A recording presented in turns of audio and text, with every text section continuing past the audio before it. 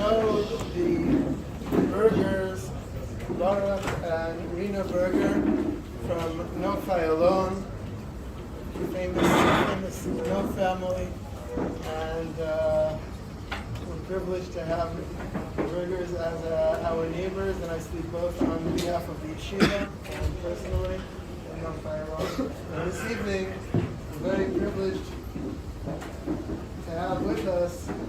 Hey. Oh, great. We're privileged to have with us Mr. Tuli Nadel, Rena's father. He's coming out of Asar B'Teves, which has been established by the Rabbanut here in Eretz Yisrael, as you guys know, as a day of remembering all of those victims, korbanot of the Holocaust.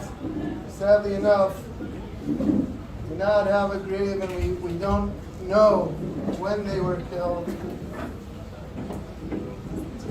Tsar on top of tsar. It's very appropriate coming out of Asar B'Teves. We have this very unique opportunity to be able to hear, to learn. The privilege of being b'mechitzot, Mr. Nadel, and we will hear about his experiences in the form of a kind of an interview with Dorina will be in a discussion together with him. At the end, there will be time for questions for any of us who would have questions. Thank you very much.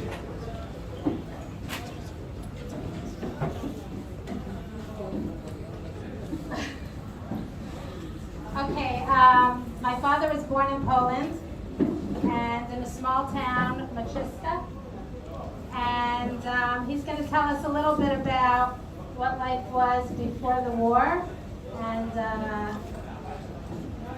how Jewish did you feel and how much anti-Semitism did you feel? I remember very little from before the war because I was little, and what I remember is we lived in a little town called Yaroslav.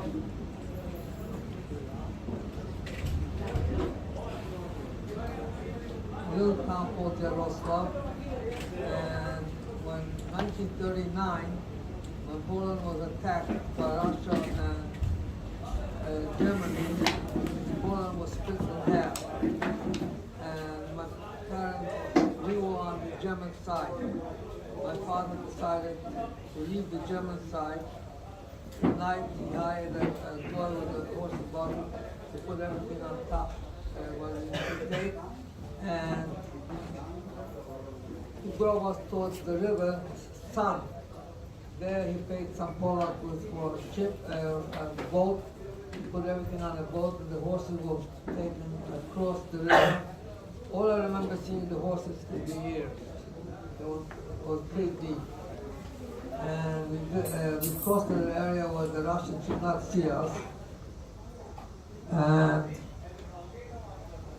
we got to the Russian zone, and my mother was from there.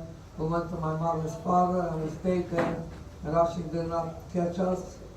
We stayed there until 1941.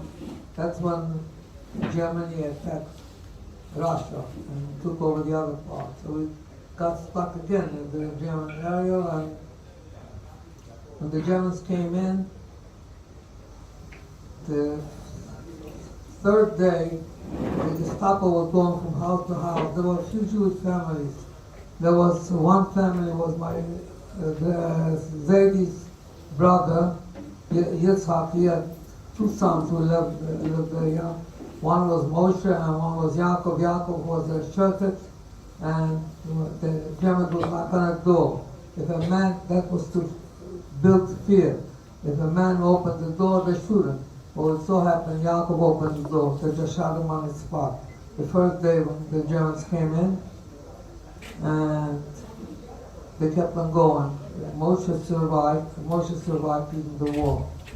And so we stayed till about,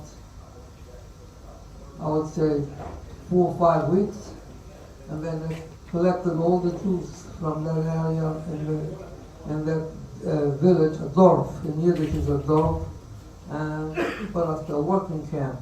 The working camp consisted of one house surrounded with barbed wire and a gate. And at night they used to lock the gate, and there was a Polish guard. My father was very handy, and he became the locksmith, and he used to make horseshoes. If you know how horseshoes look, he made it. He could look at a horseshoe and make it the size to fit. One thing that helped us, because the Poles needed horseshoes for their horses. So this was in a village, a dorf, there were bushes. They would throw a horseshoe that was worn. My father would take it, look at it, and make the same size, give him.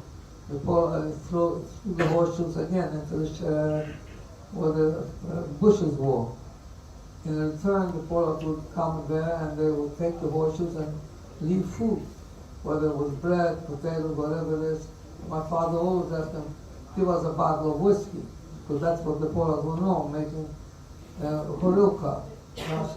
That's for Russian for moonshine. And we had moonshine that helped. We also had somebody working on the Gestapo, and my mother was working in the camp. I'm skipping around. And he sent his wife to tell us that Saturday morning they are liquidating the Arbeitslager. So that meant we had to run. How did you have a friend in the Gestapo? Okay, the Gestapo he was a Volksdeutscher. Volksdeutscher is a Polak who had either a German mother or a German father. He happened to have a German mother. And when the Russians were there, they arrested him as a German spy. My father was in the Russian army at that time.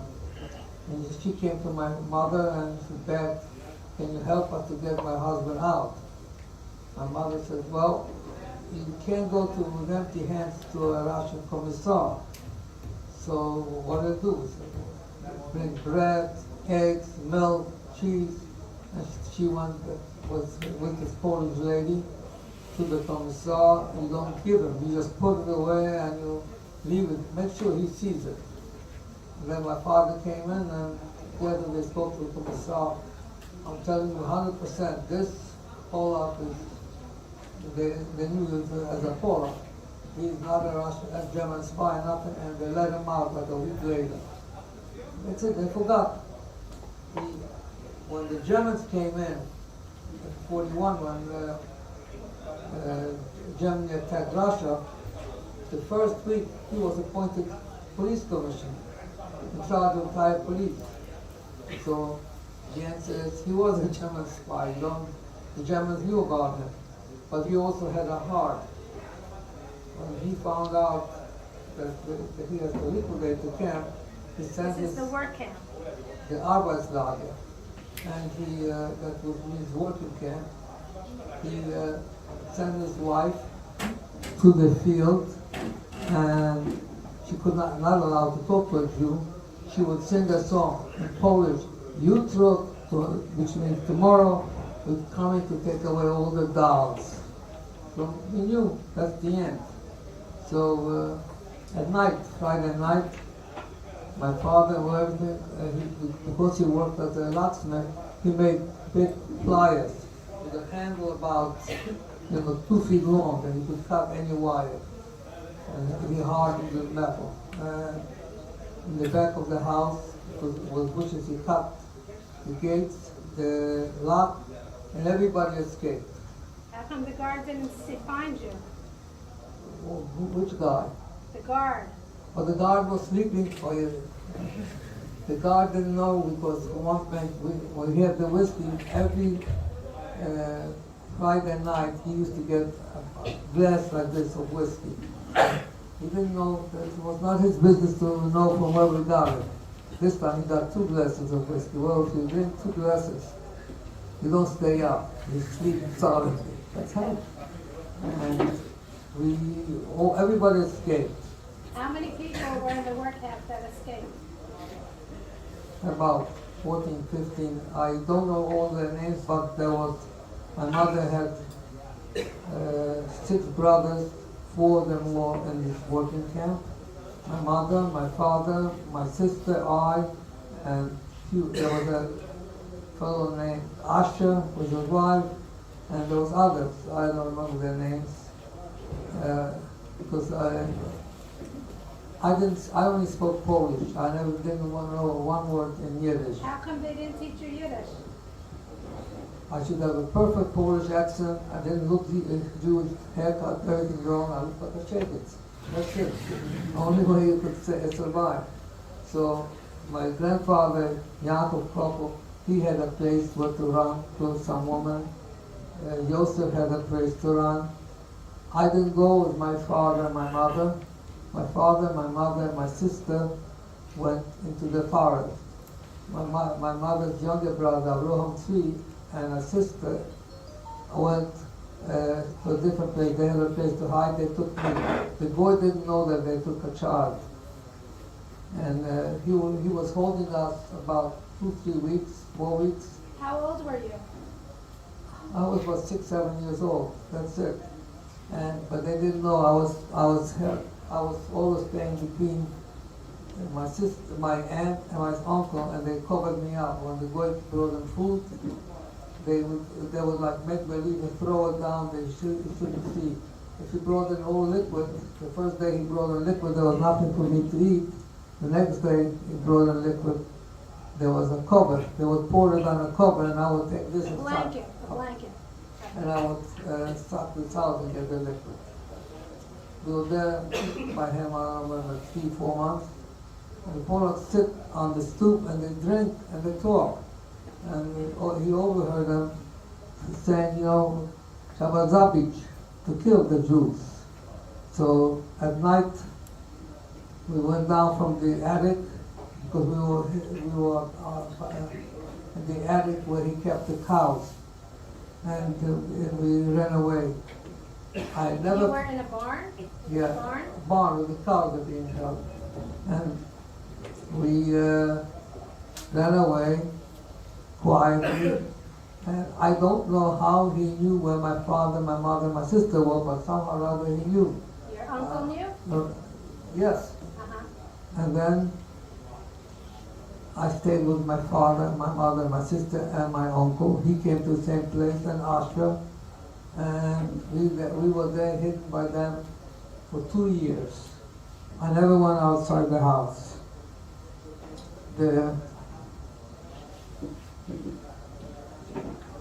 What space? How big? Well, I'll tell you the space. The space was, the house was built as a log house. The way the Polacks built a log house, they cut down the tree, cut it in half, and you put one piece on top of the other. And logs are not perfectly straight. So if you're inside, you could look outside, and the inside is dark, so you could always watch. So that was my job. I used to sit next to the wall and just through Polish shpara. I would look out through the shpara to see what was going on. And the kids were playing, and I would try to guess which kid will win the game. That's how I spent my days. And the woman went with my mother to school. Her name was Ruszka. Her husband was Michał. The Polish family that was hiding them was Michal and Rishka. Right. And Michał worked for my grandfather, Yaakov Kropo, as a parvet. He would take the cows that he used to get to the city to sell, to the Shurka. My mother went with that woman to school together. She was poor, and she used to tell me, if your mother didn't come to school, I had nothing to eat. She said, my mother used to give her.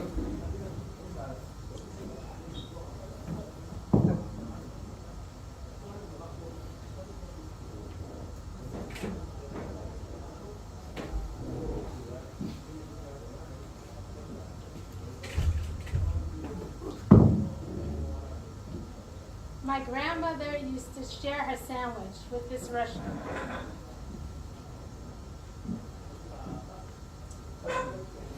Every single day.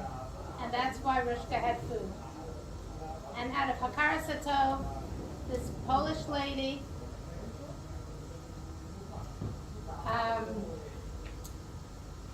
was there and was willing to hide my father and his sister and his parents and also a couple of other people. And they were sometimes in an attic, which was it was like a pitch roof, and sometimes they were under the house. And you want to tell them how you got food? I'm sorry. I never experienced telling stories of myself. It's the first time I'm doing. Well, the woman remembered that my mother shared the food with her, and for that she was hiding us.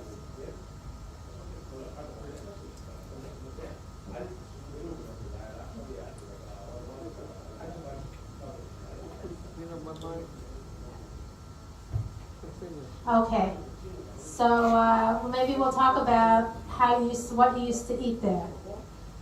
How your father used to go out at night when the moon wasn't shining, and he would go into no moon when there was no moon. So just once a month, just at one time of the month. And he used to dig out potatoes from the fields. But you couldn't dig in the same place. Each time you had to dig in a different place so that nobody would suspect anything. And when it snowed, you couldn't go out. When it was clean snow, you couldn't go out because then you'd leave footprints. But if it was snowing, then the snow would cover the footprints. Got it?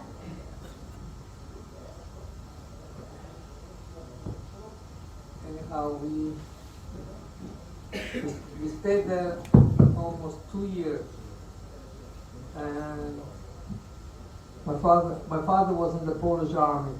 When I was just going to backtrack, and when we found out that they are taking all the Jews out of the Arbeitslager, which was in Chenitz, next to it was another village, Vola, and we sent the information to somebody tell them you have to run away this for Friday night because they're taking everybody away. There were a lot of city folks. There was nobody in the army, nothing. And the answer we got, the guy in Valdarar is a Shrek. To go in the forest is danger. But going to the German Nazis was no danger. Every single person of them was a little bit bigger. They had like 30, 40 people. They all killed. This was another work camp that they let out, and they told the other work camp that they're coming to liquidate them. And all the people from the other work camp were too afraid to run to the forest. So they were all killed. Typical Jewish, because lawyers, doctors, professors, teachers, everything. Nobody ran away. Nobody survived. We all ran away. My father used to go steal the potatoes in the field. We couldn't get a weapon or gun, nothing, but we got a hold of a Russian bayonet. When we used to go out at night, especially you have to make sure that you don't leave any any sleds where they could follow you who came. So if it's snowing, it was fine. If the moon was shining, you don't go out. If it's raining, you don't go out because you could see when somebody's walking. And when he used to walk out, he had the bayonet in here, and the sleeve. And so if a boy comes to grab him, you want to take him to the Gestapo. Ich will nicht gehen. Einer wird mitkommen mit mir.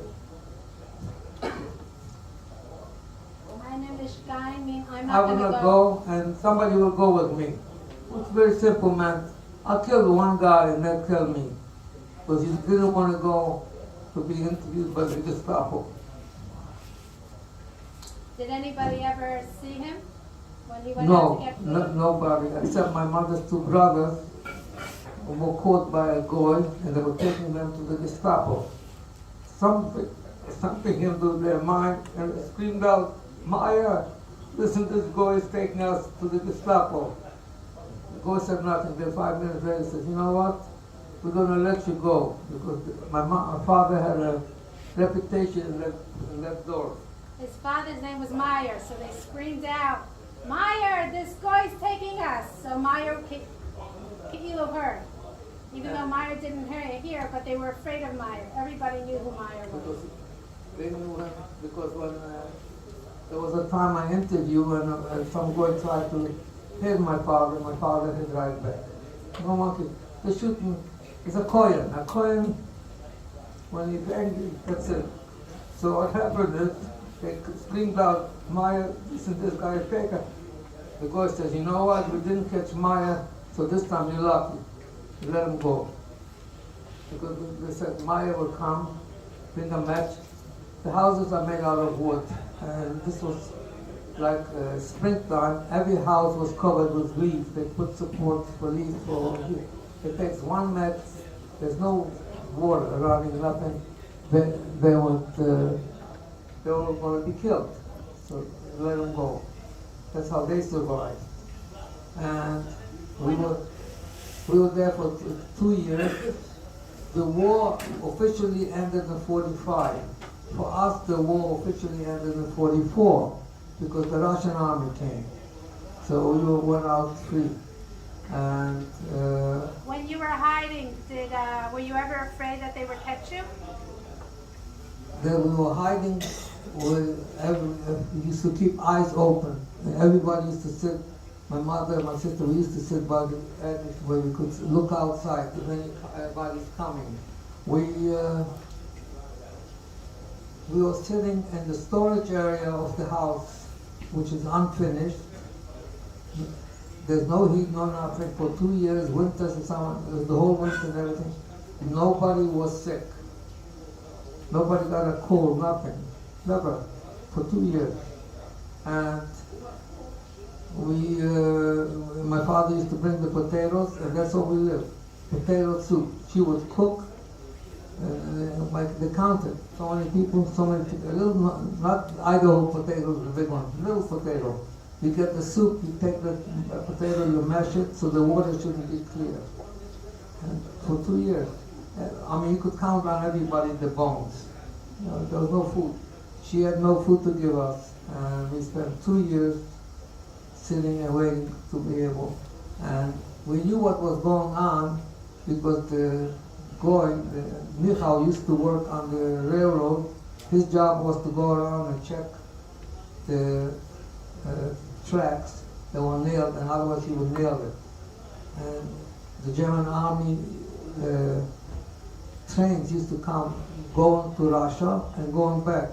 When they were going back, there was a lot of wounded, and they would throw out the paper. He used to bring the papers written in German and into the house. They wash it out, dry it, and my mother would read it in German, so we know what was going on. The more ships, the more trains were going west, we knew the help would come because the Germans were doing bad. If they're going east, that means they were sending troops too. When the ships were going, the train was going towards Russia, you heard big singing and everything in German. Going back, no singing, no quiet. You could hear sometimes Germans screaming, from pain. So that was our Mekama. The more they were screaming, the better it was for us. And that's how we found out the war was over. Nobody ever suspected that they were hiding Jews? Well, we never went out. We never bought anything outside, so there was no proof that there was extra food. And the kartoffel was stolen. Nobody caught us. No soldiers ever came? No, there was only once. There was a shooting done by some Polish underground AK AK, this is Armia Krajowa, this is the Polish Armia Krajowa, which was for Poland independent. They were just as much as anti-Semitic as the Polacks. They were the only people that would say that a Jewish doctor, Jewish dentist. Like this, they would shoot. There was in that London. There's the partisans. There was Polish partisans, Ukrainians, Russian, and Jewish groups.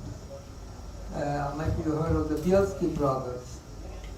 Where we were, there was no Bielski brothers, only the Russian, the German, and the Ukrainian. The Ukrainians one used to attack the Polish. The Banderovцы were the Ukrainian, AK was the Polish, and then were Russian. So there was one day the Russian group passed by, and why would they go in a village? They didn't shoot anybody. They went into a barn, or you had 2 cows, they took one. You had 2 horses, they took one. They never took everything, because they want you to be able to work. So the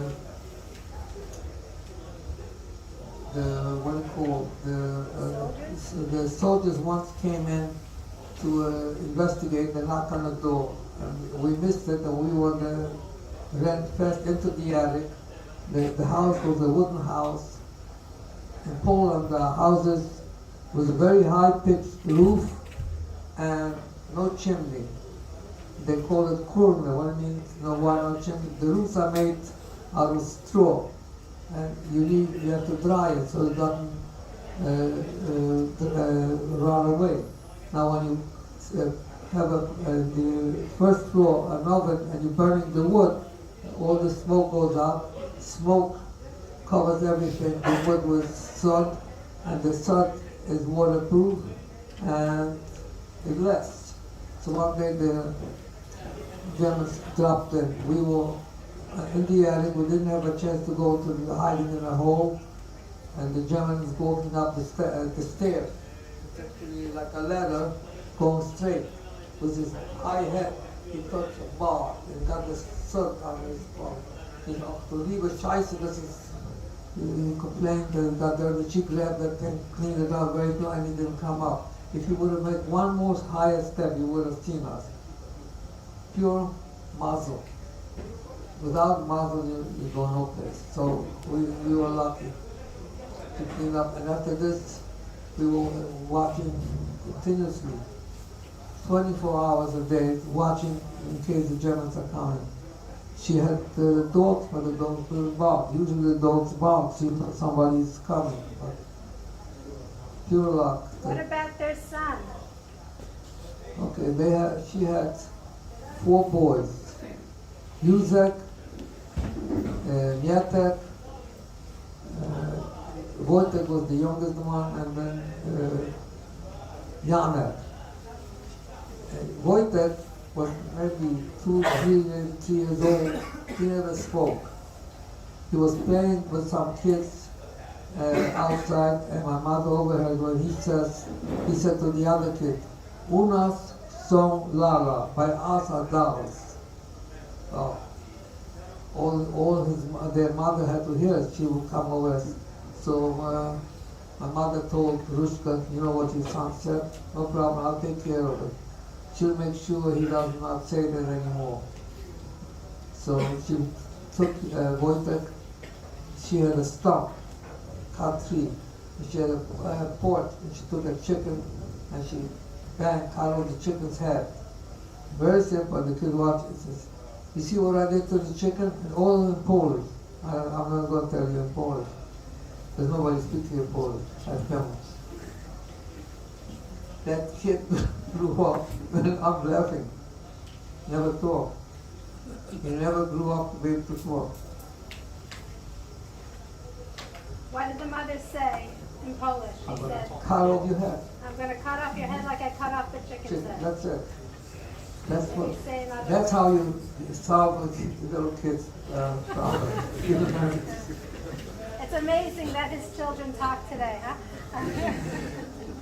Yeah. You know, we had a problem when Rushka had a mother. And you did say a klafte, a real Sonny Soro.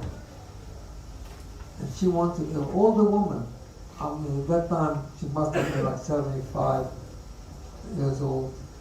And she wanted to go to the Gestapo and tell the Gestapo that my daughter is hiding Jews. What do you do? So, Michal, her husband, said to her, listen, because there was a rule, the Germans would come and they kill you and kill everybody.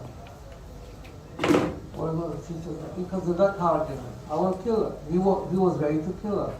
And put her His in. son-in-law was ready to kill his mother-in-law because Right. he was afraid if his mother-in-law goes to the Gestapo, they're all He's going gonna to get kill. killed. So what do you do with something like that?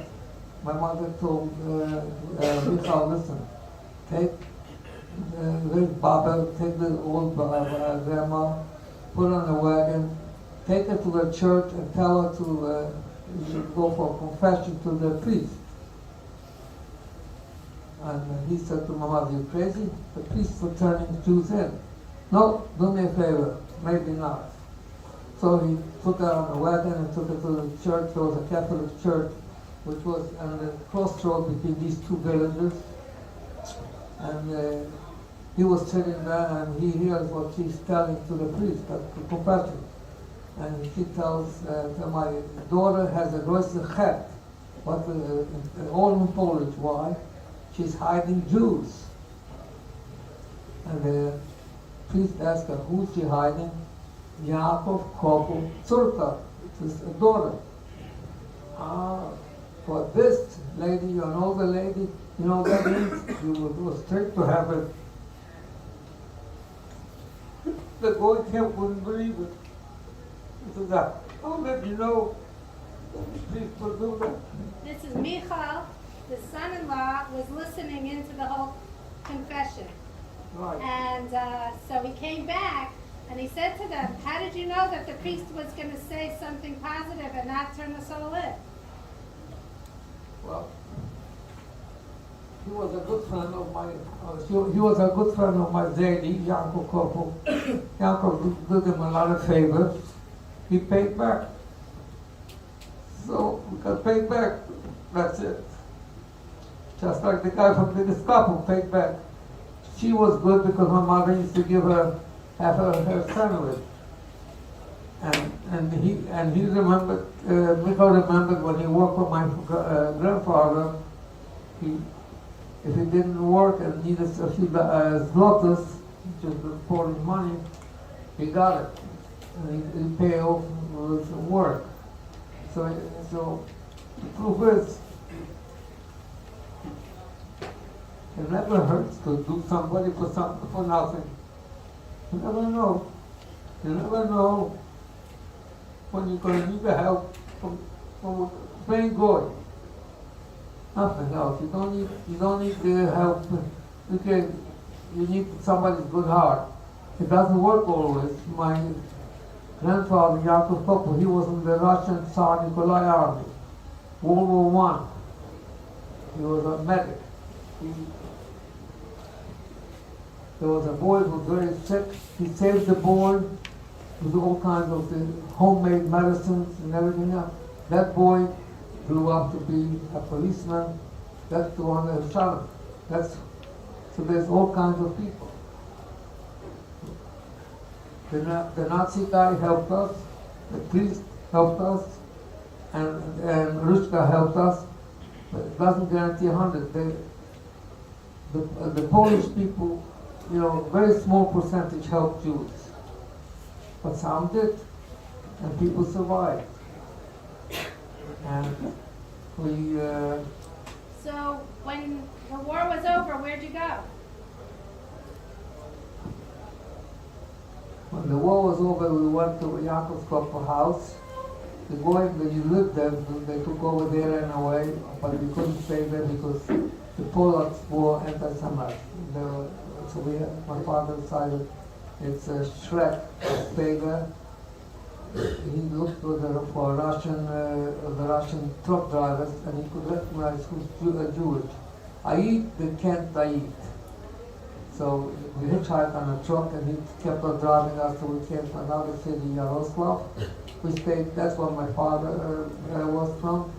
And we stayed there, I don't know, probably for about 6, 7 months, over through a Pesach. My father built an oven, we baked matzahs, that was in 45. We baked matzahs.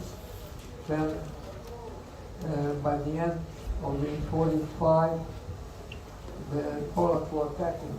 There was a city called Kelt. There was a pogrom after the war. They killed over 100 Jews that would survive the war. And that was the AK, the Polish Armia Krajowa, the army, the national army of Poland. They were attacking, if you took a train, they used to stop a train. The AK is very simple. They lay down across the tracks a tree, cut down a tree, train stops. To get on a train, they find a Jew and a Russian soldier, they kill him. So now, this is right at the beginning of 45, the Russians took care of that very easy. They brought in more soldiers, and they had hidden soldiers around the tracks. The minute the train stopped, the soldiers would surround the train from outside. The Polacks didn't see it, and they catch all these Polacks, shoot them on the spot. They throw them away, and then all that stuff stopped. I found this picture. Where is this picture from? Here, I'm going to pass around. This one.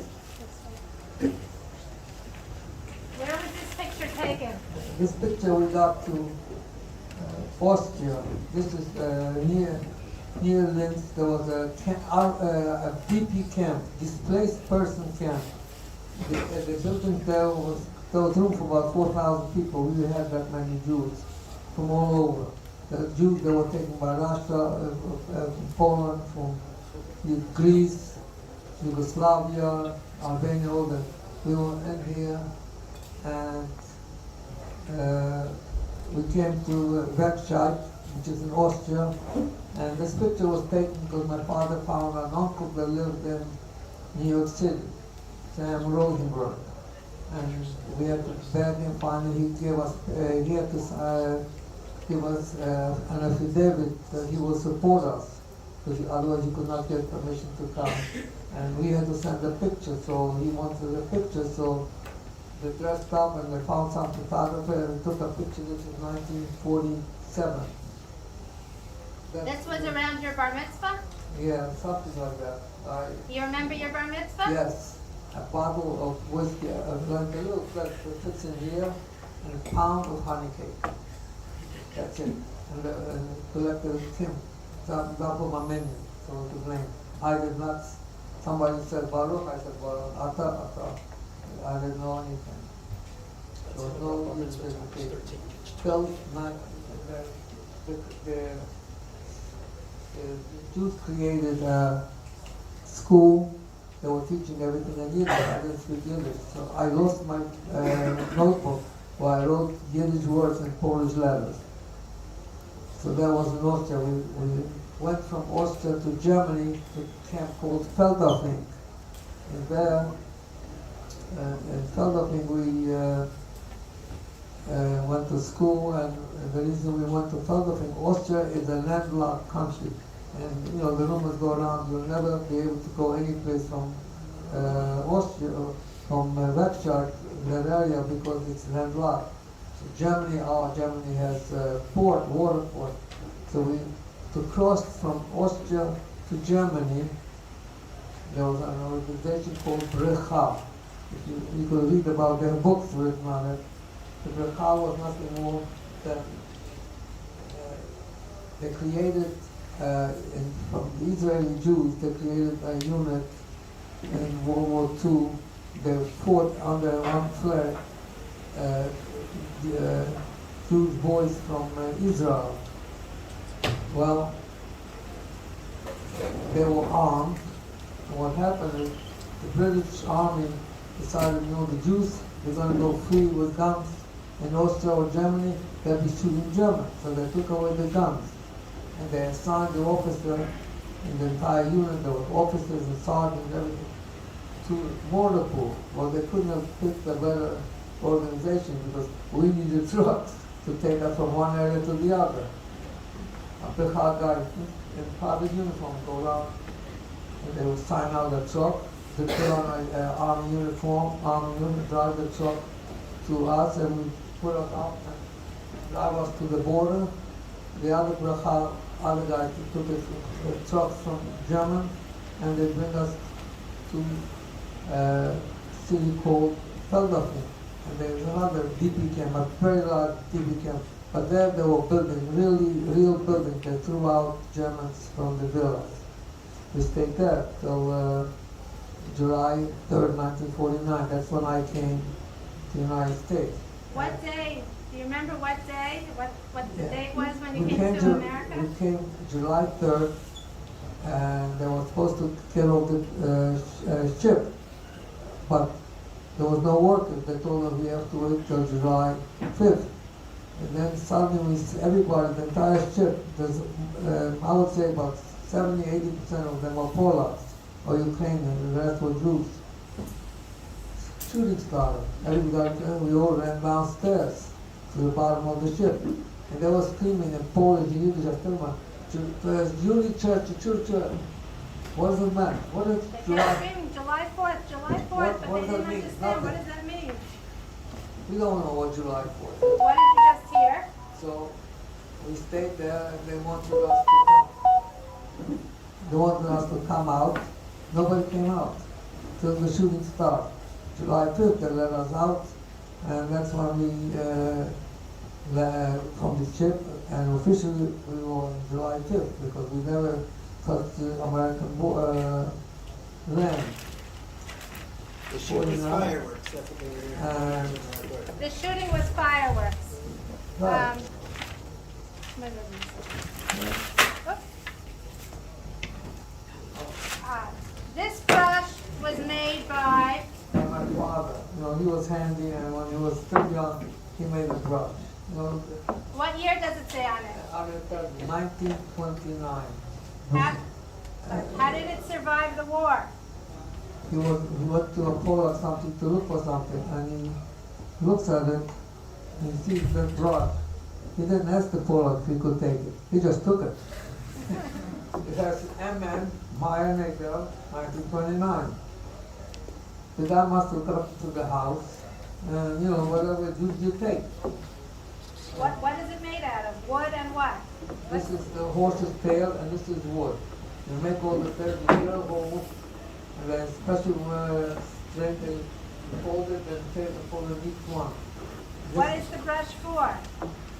Well, what is, none of you have shiny boots, but that's what is shiny. In the book. So that's the only thing we have that is pre-war, before the war started. Nothing else. Everything was taken away.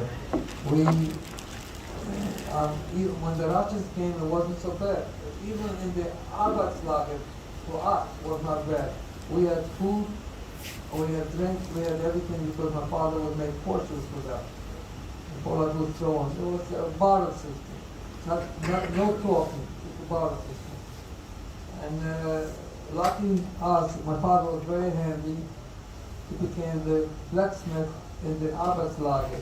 His biggest job was to make horseshoes, because you get a unit of 100 soldiers coming on 100 horses. When they go about 100 miles, the horses wear out. So he would make and he would put on the horseshoes. The officer who was one hand, a major, a major, and he loved it because he had to do a quota.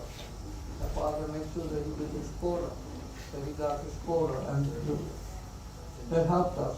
Because of that, we had food, and because of that, we had liquor. Because of the liquor, it opened the gates because the guy fell asleep.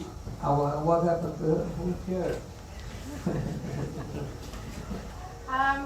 We're gonna stop in a few minutes for questions, but before questions, you want to just say your parents, when they got to America, they found a job. You went to yeshiva. They had to work on Shabbos. Yeah. Well, I came here, we lived in Manhattan, the uncle paid for the hotel stay, but he would not give you a penny. We didn't have one American cent. So my father would go around and he saw somebody who was living down, they were modernizing a store. Hey, what's the Albert? He would talk and he would recognize Is there the work Jew, for me? or he would recognize a Polak, yes, Shabbat, and he would tell. So the guy said, yeah, you want to work, do this. So he did this guy worked the whole day and gave him a check for $5. Very nice. How do you cash it? So we were in that hotel, there was a man, and my father told the man, listen, what do I do with it? So he signed the paper, and my father signed, and he took it to the cashier in the hotel, and they gave him the $5. So from now on, he was the cashier for my father, and he was making $5 a day. Daddy, all these boys are learning in yeshiva. Yeah, You want to tell them about the Gemara you learned? yeah. So, Gemara, I went to junior high school, started out junior high school on Amsterdam Avenue, 91st, 92nd Street, I don't remember, it's still, school's still there. And I had a distant relative, she took me to register for school, it was September. She took me to one school, they said, oh, you too young, okay. Took me to the other school, you too old. So I asked her, what's going on? Everything in Yiddish. She said, wait, there's one more school. She took me to junior high school. Junior high school, they put me in 7th grade. Teacher was a Schwarzer teacher who was teaching, very nice lady. And she's giving out workbook, math workbook. Okay. She talks for hours. I just took the pencil and looked at it. Hey, I wrote, by the time she finished, I finished the entire book of the work for the whole semester. She got so angry, me grabbed me by the ear, took me to the principal. The principal spoke German. Fantastic. And so she asked me, when asked to speak much. So what she When was did you talking, do this? what she was talking. You don't belong to the 9th grade, 7th grade. She took me, put me in 9th grade. You sprechen nicht English here, you don't, doesn't matter, you don't speak English here, you don't speak English here, so what's the difference? Put me in 9th grade. I remember most of the Puerto Rican kids went so fast. Anyhow, because math was easy for me. So I went there, then about 3-4 months later we moved to Brooklyn. My father said, well, you have to go to yeshiva. So, yeshiva. In Poland, there was no yeshiva, there was a cheder, but yeshiva was not a yeshiva. He took me to Chaim Berlin. Chaim Berlin on 350 Stone Avenue, used to be. And there was Rabbi Freifeld, who had a yeshiva in Rockaway. He passed away, I think, over the show. And he put me in his class. They were learning Boga Messiah. All the stuff that went around. I used to write it all in Polish so I could remember it. Fine.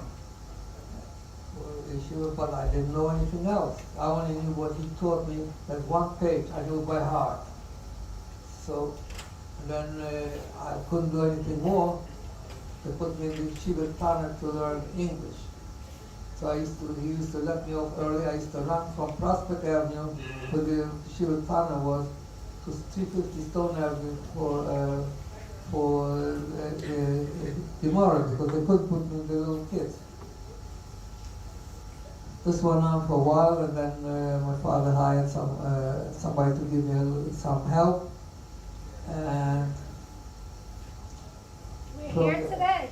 from there, we moved to Bronx. And we moved to Bronx. Father took me to MTA. Went to interview to take me and MTA Rabbi Zach, not Zach, I think it was Zach, who was that time giving tennis. He says, no, map of the Gemara. Literally, that one page, that Gemara, if you open with freehand, it opens to only one page. So the Gemara was flat, very flat. Took the Gemara over here, I'm sorry, I'm telling the Gemara, oh, they can't learn that, ay. He puts me in a college chair. I learned nothing there. It was so, I couldn't complain, because they took me for $50. They wanted money. We could not pay more. It took my father about 3 months to put together $50. It was 75 cents an hour. For this you had to live, pay for gas, electric, telephone, and food. And your No. parents didn't work on Shabbos. Nope, I didn't work on Shabbos, and I ended up finishing up high school in no time, because what happened is you have to, I think, 32 points that time with all the credits. Well, I took the German test, so I picked up points. I learned already enough Hebrew. I took the Hebrew regions test, which was easy. And then, before you know, I finished school. I still did not speak proper English. I couldn't understand everything. Then I get a letter, and the letter was a token. And hereby you report to 39 Whitehall Street. That's the U.S. Army. I spent 2 years in the Army. There I learned English because there was nobody speaking Yiddish. In Berlin, you guys don't know, but your parents probably know. You have to read all the books, like Tales of Two Cities, David Copperfield, all that stuff. I couldn't read it, but there were the comic books on each one of these. I would read that with a Corey dictionary, and I would look at the picture. He is angry, so he must be angry. So I wrote about it. This guy is angry. How did I get there? So I figured the artist had to be smart. He read the book, right? So he knows what he does. That's how. And the army, I had to learn. I had no choice to learn English. In the army, I was a German Dolmetscher, translator. It was right after the Korean War. They said here, well, they don't need a German translator in Korea, but they could use one in Germany. I was sent to Germany. But I spent 18 months in Germany in the army, in headquarters. I had Dr. Noah Sergeant Rodney told me how to get assigned to a headquarters. You have to look sharp, pants have to. So he told me, take off the pants. The bed was like hard like this, and there was a mattress about an inch and a half, 2 inches thick foam. You take off the pants, you spray it with starch, you put it on it, put this thing on it, you sleep on it, you dry the pants. When you get off, he says, you don't sit, you stand. I stand on the truck the whole time, you jump off. My pants look straight, they would never have a pants. And they come around, look at you, and says, headquarters, that was it. From then on, I worked very hard in the army. Sending money, getting papers, approved, that's it. Why don't we ask for questions now? Go ahead. Okay. Pick someone. There's one. Okay, pick. All right, go ahead. When you were in hiding, did your parents teach you Torah while you were up? The only thing, we only spoke one language, Polish, and you had to whisper. Anything was whisper, because in case somebody hears.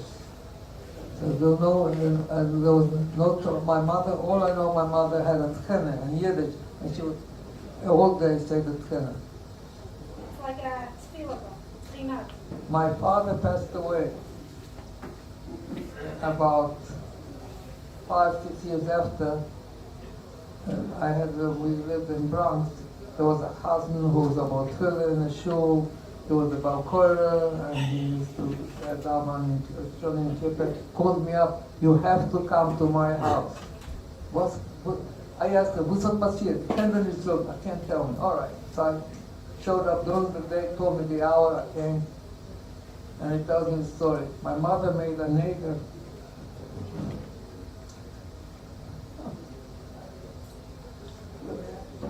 During the war.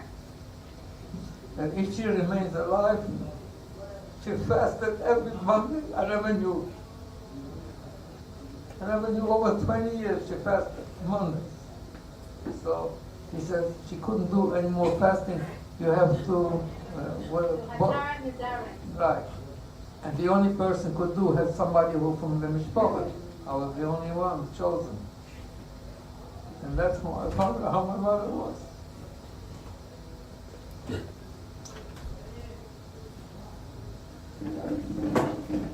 More questions. Pick someone. The family that you guys that hid you, was there any contact after the war at all? The family that hit you, Michal and Rishka, were you in contact with them after the war? Yes, we were in contact with the family, and because it was Russian zone, she lived in Russia, then she moved towards Breslau, which was a German city, and was assigned to Poland. They were poor, so we couldn't send money because it was Russia. We couldn't do anything. We found out we could, if I send them a jacket, if it looks new, you have to pay more than we made the whole week. So we asked her, what can we send you? I used to go to the Polish market and buy scarf. It's like 40 inches by 40 inches woolen scarf, but I didn't send it out. I used to take that scarf, put it in a pail of water, and take it out, and let it like shriveled out, and let it dry like that, and put it in a package, and she would sell it. And we sent two, 3 scarves at a time, and each time was a different way. And she would go on the market, iron and out, sell it, and they used to tell her, oh wow, that's in pretty good shape. Sure, it was brand new, nothing else. And from this she lived.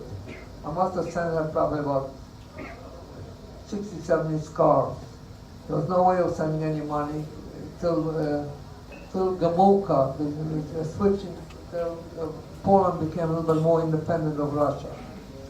And then we lost contact. She died, he married somebody else, and that woman, whoever he married, was an anti-Semite. He started writing nasty letters, and we wrote back in Polish. We don't know you from beans, and unless Michal sends us a letter, we're not going to send anything else. That was it, that's ended. But nobody wanted to give us the names or where the 4 sons are. I have a nephew who checks out, he does research for people, and we found a lot of Michals, and we never found one of the sons. I would like to help them. I don't know who they are. There's a Michał Kopacz, is like Smith in Polish. Michael. Yeah. Michael Smith. Okay. You got a question? How'd you make it to Eretz Yisrael? Huh? How did you get to Eretz Yisrael?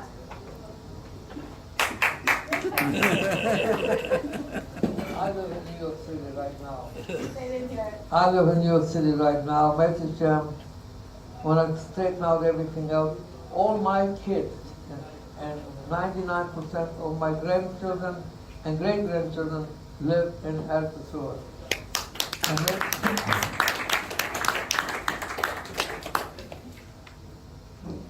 Me'er Hashem, I'll make Aliyah. Amen. This year. What did you do after the army? What did you do after the army? I was studying college, I'm an electrical engineer. Anything electrical could help me. Yeah? But did your parents ever, was there ever a lack of faith? Because I know a lot of Jews from the war really left the religion. Was there any Did your parents ever have any lack of faith? Because a lot of people after the Holocaust left Yiddishkeit. Not my mother. My grandfather Yaakov Koppel was a Belzer, the foreign student, Rebbe. My father was not many of the Hasidic, but very simple. His whole education was 4 years of schooling. That included the Rebbe, and they included his Yiddishkeit learning. Because where they lived, there was when one is 13, 14, 15 years, you have to work, otherwise there's no food on the table. And my grandfather had a shank. A shank is a bar. That means he had permission to open up. You had to get permission to open up a bar from Polish Road. The Nadels, there was a lot of them. They all had bars in different villages. That one bar, my Yaakov couple had, I don't know if you guys ever watch a cowboy movie, you see there's a general store in the city, or he had a general store in the village. You could come and buy anything you wanted. You didn't have money, you brought the cab. You yourself, you brought the cab, you put it on a scale, weigh it, write on the book, and say 10 zlotys, and you come and buy on it. And if you were running minus, you put down minus, and so the guy could not say that you cheated because he had to weigh it and he had to write it down. And that was the Yankov couple. Yeshua now, though, he used to, he basically used to, if you came to buy anything, you had no money, you bought a sack of, what do you call that, wheat. And you weigh it and you dump it on a fire, and then that wheat used to be packed up, sent to a mill for flour and sell it. You were making money from wheat and making money from flour. Yaakov Koppel used to get calves, and he would have 30, 40 calves. Micha would take it to the market, tie a rope around it and take it to the market. But he would not sell it right away, keep it for about a month or two, feed it. So you paid for 20 kilos, and the calf weighs 30 kilos, so you're making good money. And that was the Jewish business. Any other questions? When you were in hiding for those 2 years, what did you do to pass time every single day? What did you do while you were in hiding for 2 years, besides looking through the cracks? Playing the same game that the Pollock kids were playing. Now, I would try to guess ahead of time who's going to be the winner. Talk to nobody. I had nobody to talk to. I mean, I played with my sister, but after a while, you make games. You take up rock throw here, all kinds of things. Create games. I didn't read anything. I could not read. There was no education. My father had no patience for any of that. Just sitting and watching. And I used to, my mother used to teach me a little bit German because we had the newspapers, German newspapers from the soldiers.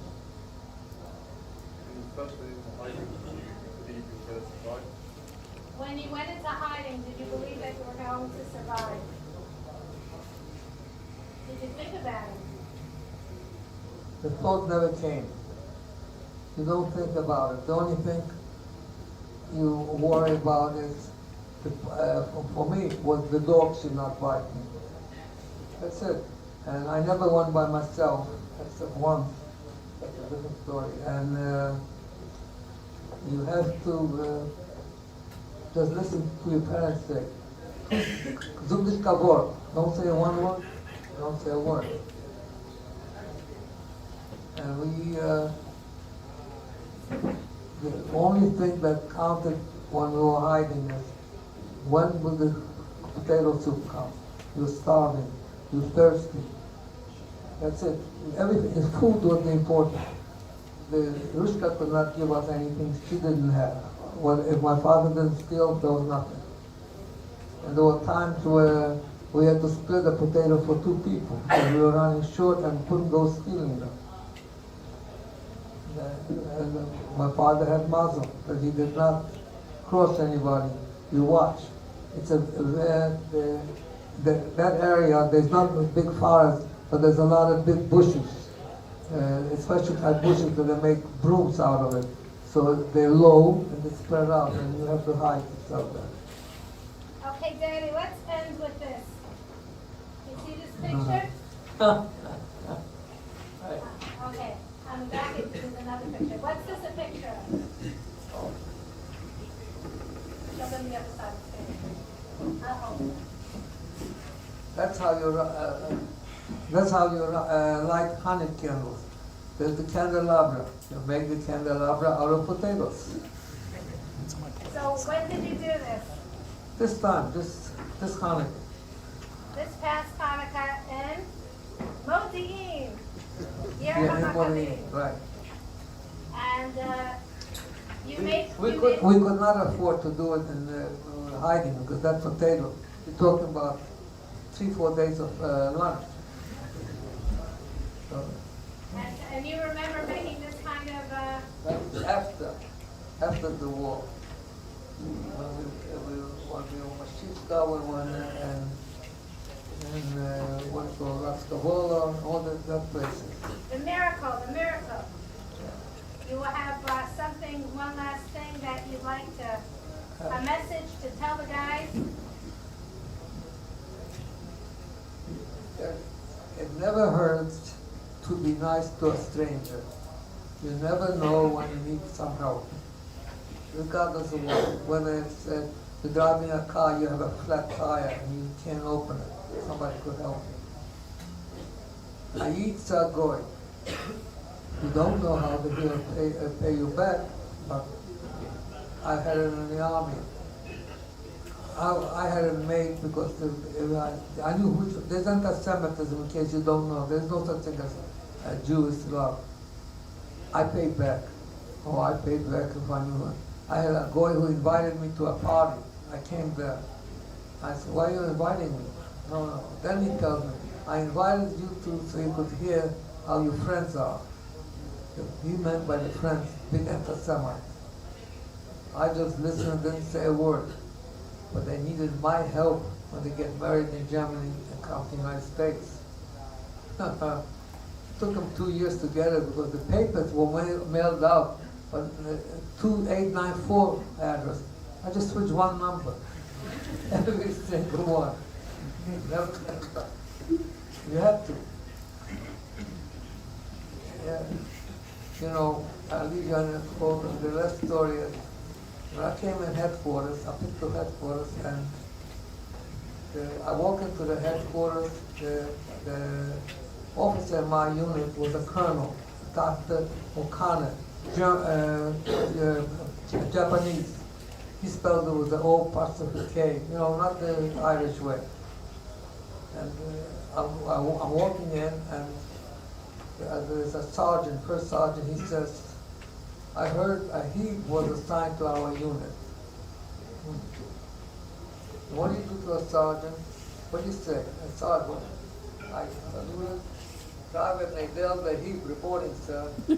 So he turned white and said, oh no, I was just kidding. So I was just kidding. So I tell him a story. You know, all the Jews have got a bris meal, right? I asked them, do you know what they do with the leftovers? No. I said, they spread them around. That was it. It became a friend. Because you give something, you have to learn how to take. When I told them that was it. And the colonel heard it, and the major heard it. I like that. They were not Irish, so that's what they liked it. Okay, any questions? That's it. Thank you very much.